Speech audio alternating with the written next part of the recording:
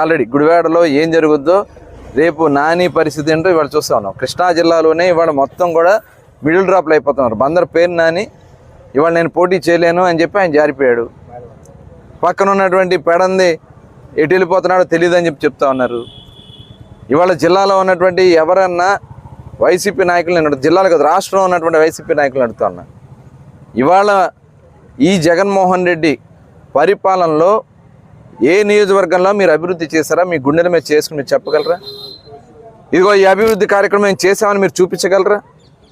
మీరు చేతగానితనం వల్ల కనీసం మీ ముఖ్యమంత్రి దగ్గరికి వెళ్ళి మీరు మాట్లాడలేని దద్దమలవడం వల్ల ఇవాళ రాష్ట్రం సర్వనాశనం అయిపోయింది. ప్రజలందరూ కూడా గమనిస్తున్నారు. ఎప్పుడు మిమ్మల్ని తరిమి కొడదామని చూస్తూ ఉన్నారు.